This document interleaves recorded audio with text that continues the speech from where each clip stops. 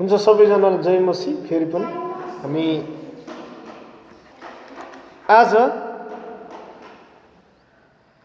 यूहन्ना 1 को 1 देखि 18 सम्म हेर्नेछौँ। आज हामी यूहन्ना 1 को 1 देखि 18 पदसम्म हेर्नेछौँ। यूहन्ना 1 अध्यायको 1 पददेखि 18 पदसम्म आजको वचनको शीर्षक रहेको छ येशू ख्रीष्ट संसारको ज्योति हुनुहुन्छ। वचनको शीर्षक रहेको छ येशू ख्रीष्ट संसारको ज्योति हुनुहुन्छ। म पढिदिनेछु। यहाँ यसरी लेखेको छ। हामी धर्मशास्त्र बाइबलमा हेर्ने हो भने म पढिदिनेछु। यहाँ यसरी लेखेको छ यूहन्ना 1 को 1 देखि 18 पदसम्म। आदिमा वचन हुनुहुन्थ्यो, वचन परमेश्वरसँग हुनुहुन्थ्यो अनि वचन परमेश्वर हुनुहुन्थ्यो। उहाँ आदिमा परमेश्वरसँग हुनुहुन्थ्यो। सबै थोक उहाँद्वारा बनिए र बनिएको कुनै थोक पनि उहाँ बिना बनिएन। उहाँमा जीवन थियो र त्यो जीवन मानिसहरूको ज्योति थियो। त्यो ज्योति अन्धकारमा चम्कन्छ र अन्धकार त्यसमाथि विजय भएको छैन। परमेश्वरबाट पठाइएका एकजना मानिस थिए जसको नाउँ यूहन्ना थियो। उनीद्वारा सबैले विश्वास गरौँ भनेर त्यस ज्योतिको गवाही दिन उनी साक्षी भई आए। उनी आफै त्यो ज्योति थिएनन्, तर त्यस ज्योतिको गवाही दिन आए। हरेक मानिसलाई ज्ञान प्रदान गर्ने साँचो ज्योति संसारमा आउँदै हुनुहुन्थ्यो। उहाँ संसारमा हुनुहुन्थ्यो र संसार उहाँद्वारा बनियो, तापनि संसारले उहाँलाई चिनेन। उहाँ आफ्नै मानिसहरू कहाँ आउनुभयो, तर उहाँका आफ्ना मानिसहरूले उहाँलाई ग्रहण गरेनन्। तर जतिले उहाँलाई ग्रहण गरे र उहाँको नाउँमाथि विश्वास गरे, उहाँले तिनीहरूलाई परमेश्वरको सन्तान हुने अधिकार दिनुभयो। तिनीहरू रगतद्वारा, शारीरिक इच्छाद्वारा र कुनै मान्छेको इच्छाद्वारा होइन, तर परमेश्वरबाट जन्मिएका हुन्छन्। अनि वचन देहधारी हुनुभयो र अनुग्रह र सत्यताले पूर्ण भई हाम्रा बीचमा बास गर्नुभयो। हामीले उहाँको महिमा देख्यौँ, जुन महिमा पिताबाट आउनुभएको एकमात्र पुत्रको जस्तो यूहन्नाले पुत्रको जस्तो थियो। र यूहन्नाले उहाँको विषयमा गवाही दिँदै उच्च स्वरले भने, उहाँ त्यही व्यक्ति हुनुहुन्छ जसको विषयमा मैले भने, म पछि आउनुहुने मभन्दा उच्च हुनुहुन्छ, किनभने उहाँ मभन्दा अघिबाटै हुनुहुन्थ्यो। र उहाँका अनुग्रहको पूर्णताबाट हामीले एउटा अनुग्रहमाथि अर्को अनुग्रह पाएका छौँ। किनभने व्यवस्था मोशाद्वारा दिइयो र अनुग्रह र सत्यता चाहिँ येशू ख्रीष्टद्वारा आए। परमेश्वरलाई कसैले कहिले देखेको छैन। पिताको साथमा हुनुहुने एकमात्र पुत्रले उहाँलाई प्रकट गर्नुभएको छ। आमेन। प्रभुलाई धन्यवाद होस्। हामीले यो वचनबाट हामी सरसर्ती हामी हेर्दाखेरि धेरै कुराहरू नबुझे पनि अलिअलि केही कुराहरू हामीले जानकारी पाएका छौँ। अब हामी विचार गर्नुपर्दा यूहन्ना 1 को 1 पदले हामीलाई के भनेको छ भने, आदिमा वचन हुनुहुन्थ्यो, आदिमा वचन हुनुहुन्थ्यो। अनि त्यही वचन चाहिँ फेरि के हो, परमेश्वरसँग हुनुहुन्थ्यो। त्यही वचन परमेश्वरसँग हुनुहुन्थ्यो। अनि वचन परमेश्वर, वचन फेरि परमेश्वर हुनुहुन्थ्यो र अन्तिममा उहाँ आदिमा परमेश्वरसँग हुनुहुन्थ्यो। अब हामी वचन येशू ख्रीष्ट हुनुहुन्थ्यो। वचन, यहाँ वचनको कुरा आएको छ। आदिमा वचन हुनुहुन्थ्यो, आदिमा येशू ख्रीष्ट हुनुहुन्थ्यो। येशू ख्रीष्ट परमेश्वरसँग हुनुहुन्थ्यो। वचनको ठाउँमा येशू राखिदिनु भयो भने त्यहाँ ठ्याक्कै थाहा पाइन्छ कि आदिमा येशू हुनुहुन्थ्यो र येशू परमेश्वरसँग हुनुहुन्थ्यो। अनि येशू परमेश्वर हुनुहुन्थ्यो, उहाँ आदिमा परमेश्वरसँग हुनुहुन्थ्यो। किनभने परमेश्वरको वचनले हामीलाई के भन्छ भने, यूहन्ना 1 को 1 र 2 पदले हामीलाई त्यही भनेको छ कि वचन चाहिँ येशू ख्रीष्ट हुनुहुन्थ्यो। कि वचन भनेको चाहिँ बिउ हो। बिउ भनेको येशू ख्रीष्ट हुनुहुन्थ्यो। उहाँ चाहिँ बिउ छर्नलाई आउनुभयो, संसारमा बिउ छर्नलाई आउनुभयो। आउनु हुँदाखेरि कति मानिसहरूले चिने, कतिजना मानिसले उहाँलाई चिन्नु भएन। नचिनेपछि मानिसहरू के भए? अन्धकारको बाटोमा हिँड्न थाले। जब अन्धकारको बाटोमा हिँडिसकेपछि मानिसहरू छरपष्ट हुन थाले अनि यसरी मानिसमा तिक्तता आउन थाल्यो। एकले अर्काप्रति मानिसहरूले सोच्ने व्यवहार भयो, अनैतिकता व्यवहार भए। मानिसहरूले राम्रा कुराहरू मात्र भएन, त्यहाँ नराम्रा कुराहरू थपिँदै गए। जब नराम्रा कुराहरू थपिँदै गए त्यस पछाडि मानिसहरूले के गर्न थाले? एकले अर्कालाई हेर्ने नजर पनि के भयो? नराम्रो हुन थाल्यो। जब नराम्रो सबै कुरा भइसकेपछि भ्रष्टाचार हुँदै गयो र मानिसले एकअर्काप्रति गर्ने व्यवहार झन् भ्रष्ट हुँदै गयो र त्यस पछाडि अहिले मान्छेलाई विश्वास गर्ने ठाउँ पनि रहेन। त्यसैले येशू ख्रीष्टले के भन्नुभएको छ भने मेरो पछि लाग अनि म तिमीहरूलाई के दिनेछु? जीवनको ज्योति दिनेछु। अनि त्यसकारण यहाँ मैले शीर्षकमा के भनेको छु भने येशू ख्रीष्ट संसारको ज्योति हुनुहुन्छ। येशू ख्रीष्ट बाहेक अरू कोही पनि छैन। येशू ख्रीष्ट चाहिँ संसारको ज्योति हुनुहुन्छ। किनभने धर्मशास्त्र बाइबलले नै त्यही भन्छ कि येशू ख्रीष्ट बाहेक अरू कोही पनि मुक्तिदाता छैन, कोही पनि।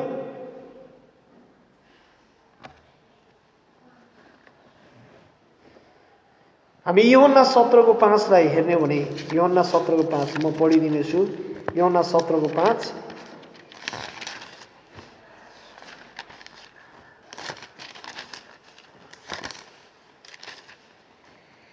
यूहन्ना 17:5 यहाँ यसरी लेखिएको छ, अब हे पिता, संसारको सृष्टि हुन अघि तपाईको सम्मुख मेरो जुन महिमा थियो त्यसैले आफ्नो उपस्थितिमा मलाई महिमित पार्नुहोस् भनेछ। अब हे पिता, संसारको सृष्टि हुनु अघि तपाईको सम्मुख, तपाईको अगाडि मेरो जुन महिमा थियो। अब भनेपछि त संसार सृष्टि हुनुभन्दा पनि अगाडि नै परमेश्वरसँग त येशू ख्रीष्ट हुनुहुँदो रहेछ नि त। यहाँ बाइबलले प्रमाणित गरिसकेको छ कि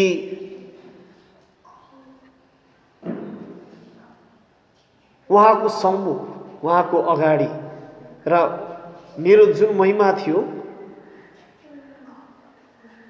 त्यसैले आफ्नो उपस्थितिमा मलाई महिमित पार्नुहोस्। फेरि येशू ख्रीष्टले भन्दै हुनुहुन्छ। हामी यूहन्ना 17:5 लाई हेर्यौँ। त्यसकारण हामी कहिलेकाहीँ याद गर्नुपर्ने कुरा हुन्छ, वचन चाहिँ बिउ हो जुन चाहिँ येशू ख्रीष्ट हुनुहुन्छ। त्यस पछाडि परमेश्वर चाहिँ पिता। यहाँ चाहिँ बाउ र छोराको यहाँ चाहिँ मित्रता छ, जुन चाहिँ एउटा वचन येशू ख्रीष्ट हुनुहुन्छ र त्यसपछि परमेश्वर चाहिँ पिता समान हुनुहुन्छ। अनि त्यसकारण फेरि हामी अर्को कुरा हेर्नु भने यसको अर्थ चाहिँ हामी कहिलेकाहीँ भन्छौँ वचन परमेश्वर हुनुहुन्थ्यो भनेर भन्दाखेरि कहिलेकाहीँ हामी बुझ्दैनौँ। वचन परमेश्वर हुनुहुन्थ्यो, वचन र परमेश्वर फेरि हामीले येशू ख्रीष्ट र परमेश्वर भनेर भनिसकेका छौँ। अनि त्यस पछाडि फेरि हामी भन्छौँ वचन परमेश्वर हुनुहुन्थ्यो भन्दाखेरि हामी कति पटक यो कुरा बुझ्दैनौँ। अब हामी चाहिँ के कुरा बुझ्नुपर्छ भने यसको अर्थ यो हो कि ख्रीष्ट चाहिँ परमेश्वर मात्रै हुनुहुन्न, ख्रीष्ट चाहिँ परमेश्वर मात्रै हुनुहुन्न, उहाँ चाहिँ स्वयं परमेश्वर हुनुहुन्छ। उहाँ स्वयं के हुनुहुन्छ अरे? परमेश्वर हुनुहुन्छ। अनि अर्को चाहिँ ख्रीष्ट परमेश्वरका पुत्र मात्र हुनुहुन्न, उहाँ परमेश्वर नै हुनुहुन्छ। ख्रीष्ट परमेश्वरको पुत्र मात्रै हुनुहुन्न, उहाँ परमेश्वर नै के हुनुहुन्छ? परमेश्वर नै हुनुहुन्छ। हामीले बोल्ने कुराहरू भयो, हामी कतिपटक बुझ्दैनौँ। अनि वचन परमेश्वर हुनुहुन्थ्यो भन्दाखेरि अरूले भन्दाखेरि हामीले जानकारी गराउनलाई हामी सक्दैनौँ, भन्नलाई हामी के हो मै बुझ्दिनँ भनेर कतिपटक हामी भन्छौँ। तर यो अवस्था चाहिँ नहोस् भन्नको लागि अब यसको अर्थ चाहिँ के हो भने ख्रीष्ट चाहिँ परमेश्वर आफै हुनुहुन्न, हैन, उहाँ स्वयं परमेश्वर हुनुहुन्छ। यहाँ चाहिँ ख्रीष्ट परमेश्वर मात्रै चाहिँ के हो हुनुहुन्न कि यसमा चाहिँ परमेश्वर हुनुहुन्छ। फेरि दोस्रो कुरा के हो भने ख्रीष्ट परमेश्वरको पुत्र मात्र हुनुहुन्न, परमेश्वर हुनुहुन्छ क्या। फेरि त्यसमा दुईटै एउटै हो भन्ने कुरामा हामी यहाँ चाहिँ भनिएको छ। हामी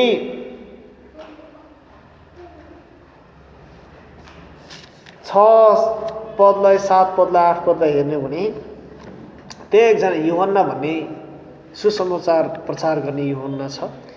हामी त्यसको लागि हेर्नको लागि हामी लुकाको पुस्तक 1 अध्यायको 5 देखि 25 सम्म पढ्यौँ भने त्यहाँनिर यूहन्ना जन्मिनुभन्दा अगाडि यूहन्नाको बुवा र यूहन्नाको आमाले कति दुःख गरेको छ, मानिसहरूले के भने भन्ने बारेमा चाहिँ हामी त्यहाँ पाउँछौँ। लुका 1 को 5 देखि 25 म पढिदिनेछु।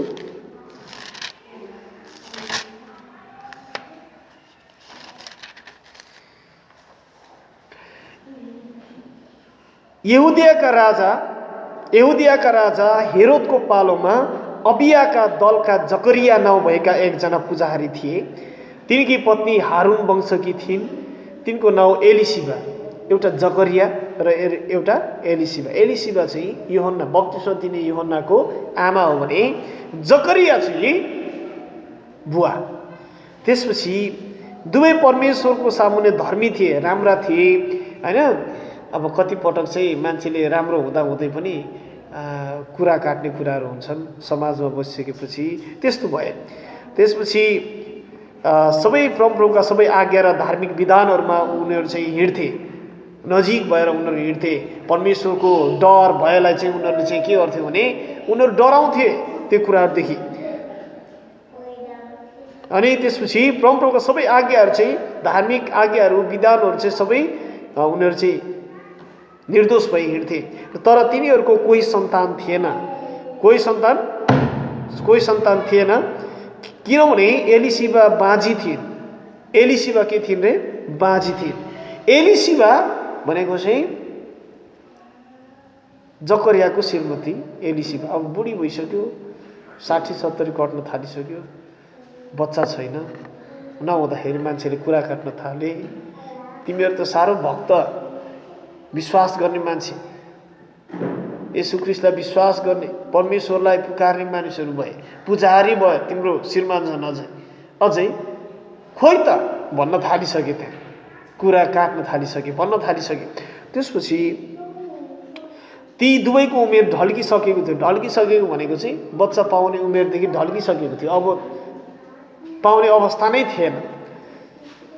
जब जकरिया परमेश्वरको सामुन्ने आफ्ना दलको पालोमा पुजारी काम गरिरहेका थिए अनि आफ्नो पालो आउँथ्यो पुजारी गर्ने काम, र तब पुजारीका सेवाको रीति अनुसार चिट्ठा हाल्दा चाहिँ उनीहरू चाहिँ चिट्ठा हाल्थे। त्यसपछि कसको पालो त भनेर उनीहरू चाहिँ पस्थे। परमप्रभुको मन्दिरभित्र पसेर धूप बाल्ने काम जकरियालाई परेछ। एक दिन चिट्ठा हाल्दाखेरि चाहिँ धूप बाल्ने काम, त्यो मन्दिरमा चाहिँ धूप बाल्ने, एउटा मन्दिर सानो मन्दिर होइन, ढोका ठुलो हुन्थ्यो अनि त्यहाँ मन्दिरभित्र पुरै बत्ती बाल्ने कामहरू हुन्थ्यो। अनि त्यहाँ चाहिँ अशुद्ध यदि मानिस कोही गयो भने त्यहाँ मर्थ्यो। अनि बाहिर चाहिँ उसलाई चाहिँ भित्र कोही जान नसक्ने, त्यस पछाडि डोरीमा बाँधेर भित्र पस्दा पनि डोरीले बाँधेर जानु पर्थ्यो त्यो भित्रसम्म। अनि त्यसपछि महापवित्र स्थान भन्थ्यो, त्यो ठाउँसम्म पुग्दाखेरि अनि त्यहाँ सबै धुप बालीओरी चाहिँ आउनु पर्दाखेरि कोही मान्छे चाहिँ अब अशुद्ध भए मान्छे पाप गरेको छ भने त्यो मान्छे चाहिँ त्यही मर्थ्यो। अनि उसलाई चाहिँ अर्को दिनमा घिसारेर त्यो डोरीमा बाँधेको हुन्थ्यो खुट्टा, अनि त्यो घिसार्दै चाहिँ लिएर आउँथ्यो नि यसरी। अनि जब आउँथ्यो घिसारेर लिएर आइसकेपछि ल यो मान्छे चाहिँ के रहेछ, खोट रहेछ यसको, त्यो भएर चाहिँ यो मान्छे यस्तो भयो भनेर हुन्थ्यो। अनि त्यो दिन जकरियाकोमा परेछ। त्यसपछि धूप बाल्ने बेलामा मानिसहरूको सारा भिड बाहिर प्रार्थना गरिरहेका थिए, अरू मान्छेहरू बाहिर प्रार्थना गरिरहेका थिए अनि भित्र चाहिँ धूप बाल्ने कामहरू हुँदै थियो। त्यति बेला परमप्रभुका एकजना स्वर्गदूत धूप वेदीको दाहिनेपट्टि उभिरहेका देखा परे। दाहिनेपट्टि यतापट्टि साइडमा अनि उभिरहेको कसले देखे? जकरियाले देखेछ। स्वर्गदूत त्यहाँ चाहिँ खडा भइरहेको त्यहाँ देखिसकेपछि जकरियालाई अब यहाँ के भनेछ भने त्यो दूतले, नडराऊ जकरिया, किनभने तिम्रो प्रार्थनाको सुनाइ भएको छ। उनीहरूले प्रार्थना धेरै समयदेखि प्रार्थना गरिरहेका रहेछन्। मेरो श्रीमती चाहिँ बाजी छिन्, अहिलेसम्म मेरो श्रीमतीले बच्चा पाएको छैन, मानिसहरूले यस्तो यस्तो भन्छन्, प्रभु मलाई चाहिँ छोरा अथवा छोरी दिनुहोस् भनेर उसले चाहिँ प्रार्थना गरिरहेको थियो। अनि त्यो प्रार्थना सुनवाई चाहिँ धेरै समय पश्चात भएको रहेछ। त्यसपछि कतिपटक हामी चाहिँ के हुन्छ भने 20 वर्ष प्रार्थना गरेँ, खोइ प्रार्थना सुनाइ भएको, मैले त प्रार्थना गरेको केही पनि हुँदैन। कतिपटक हामी त्यो भन्छौँ होइन, त्यो कुरा कतिपटक हुँदैन, कतिपटक त्यो कुरा हुँदैन। त्यसैले कतिपटक त्यो कुराहरू चाहिँ के हुँदैन, पुरा हुँदैन। नभइसकेपछि हामी के हुन्छ भन्दाखेरि जब अनि तिमीहरूलाई यहाँ भनेको छ, अब तिम्री पत्नी एलिसिबाले तिम्रो निम्ति एउटा छोरो जन्माउने छिन् र तिमीले तिनको नाउँ यूहन्ना राख्नु। जो जन्मने छ उसको नाउँ चाहिँ यूहन्ना राख्नु। त्यति बेलासम्म जकरियाले पत्याएको थिएन। जकरियाले के गरेको थिएन र पत्याएको थिएन। कतिपटक हामीलाई पत्यार लाग्दैन पनि। अस्ति एकजना मान्छेले 1 करोड पर्यो भनेर सुन्दै थिएँ। ऊ मान्छे त एकछिन त कुन चाहिँ एउटा फिल्ममा भन्थ्यो नि, म त यत्रो पैसा पाउँदा पनि म त ढल्दिनँ भने जस्तै ऊ मान्छे पनि 1 करोड पाउँदाखेरि त कस्तो भयो होला त नि, होइन?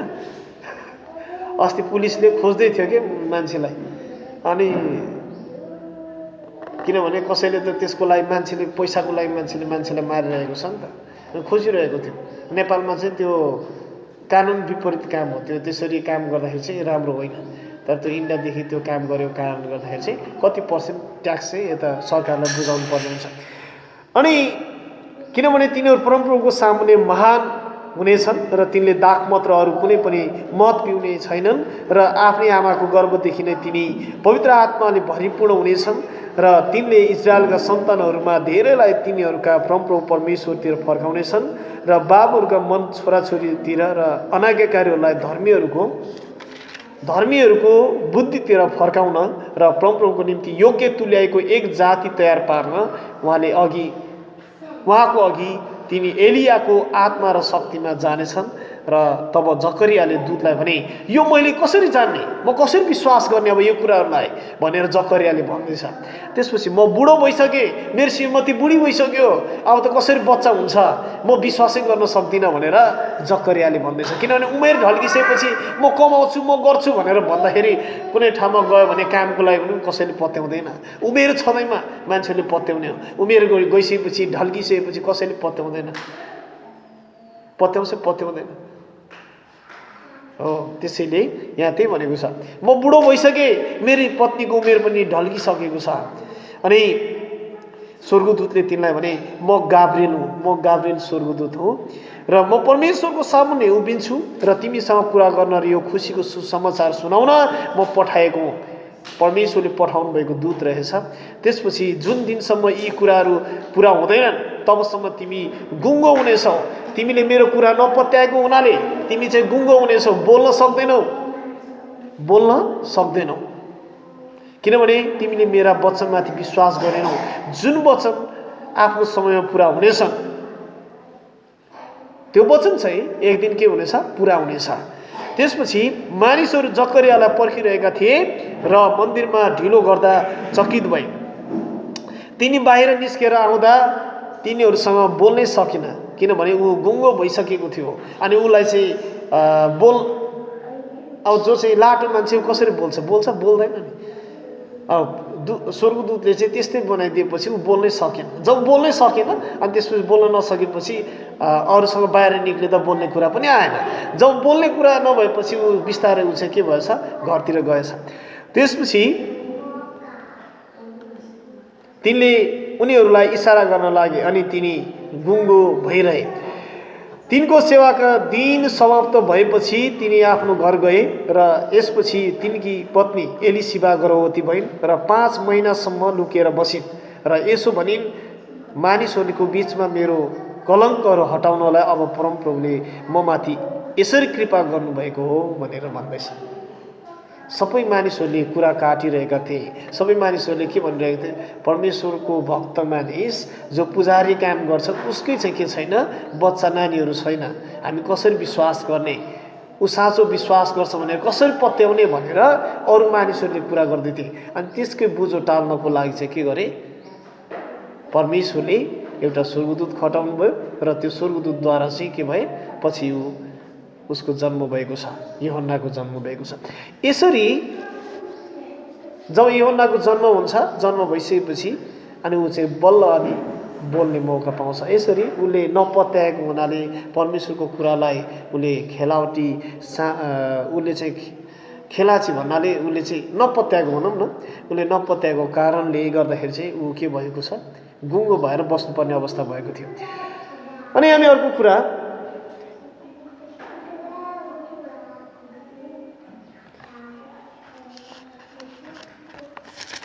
12 पदलाई हेर्ने भने यूहन्ना 1:12 पद, अनि हामी अन्त्य गर्नेछौँ। तर जतिले उहाँलाई ग्रहण गरे र उहाँको नाउँमाथि विश्वास गर्ने उहाँले तिनीहरूलाई परमेश्वरका सन्तान हुने अधिकार दिनुभयो। परमेश्वरको सन्तान हुने अधिकार चाहिँ दिनुभयो। जतिजनाले उहाँमाथि ग्रहण गरे, विश्वास गरे, उहाँलाई चाहिँ सन्तान हुने अधिकार दिनुभयो। हामी अर्को कुरा हेर्ने हो भने चाहिँ सबै मानिसहरू परमेश्वरबाट सिर्जिएका हुन्। सबै मानिस के गरेका हुन्? परमेश्वरबाट सिर्जिएका हुन्। र तर सबै मानिसहरू उहाँका सन्तान चाहिँ के होइन? होइन, उहाँका सन्तान होइन। यो चाहिँ के भनेको छ भने 12 पदले नै भनेको छ भने सबै चाहिँ हामी सबै मानिसहरू चाहिँ के भएका हौँ? सिर्जिएका मानिसहरू हौँ। परमेश्वरले नै सृष्टि गर्नुभयो, सबै सिर्जिएका मानिसहरू हौँ। तर सबै मानिसहरू उहाँका सन्तान होइनन्। उहाँका सन्तान हुनको लागि यहाँ के भनेको छ? तर जतिले उहाँलाई ग्रहण गरे, विश्वास गरे र उहाँको नाउँमाथि विश्वास गरे, उहाँले तिनीहरूलाई परमेश्वरको सन्तान हुने अधिकार दिनुभयो। त्यही त भनेको छ यहाँ। अन्तिममा म यो भन्नेछु, किनकि विश्वासद्वारा तिमीहरू सबै ख्रीष्ट येशूमा परमेश्वरको सन्तान हुनेछौ भनेको छ, सन्तान हो भनेको छ। पुरानो कर्ममा चाहिँ के भनेको छ भने सिनै पर्वतमा लगेर परमेश्वरले आफ्नो व्यवस्था मूसालाई दिएको छ भने नयाँ करारमा येशू ख्रीष्टले अनुग्रहमाथि अनुग्रह गर्नुभएको छ। त्यसैले यो चाहिँ विश्वास गर्नुपर्छ। यहुदी जातिहरूलाई मात्र होइन, आज सारा नेपाली जाति भए सबै मानिसहरूलाई, संसारमा भएका सबै जातिहरूलाई, ग्रिकलाई मात्र होइन, हिब्रूहरूलाई मात्र होइन, सबै मानिसहरूलाई के गर्नुभएको छ? प्रेम गर्नुभएको छ, माया गर्नुभएको छ। त्यसैले यो कुराहरूलाई विचार गरौँ र भनौँ, प्रभु हामीलाई क्षमा गर्नुहोस् किनभने तपाईँ संसारको ज्योति हुनुहुँदो रहेछ भनेर हामी भनौँ। प्रभु हामी यो समयमा हामी प्रार्थना गर्नेछौँ। हामी वचनलाई, आजको वचनलाई हामी यतिकै राख्नेछौँ र हामी उहाँलाई भन्नेछौँ, प्रभु हाम्रो जीवनमा तपाईँ आउनुहोस्, तपाईँ संसारको ज्योति हुनुहुन्छ भनेर हामी प्रार्थना गर्नेछौँ। आउनुहोस् हामी सबैजना मिलेर प्रार्थना गरौँ।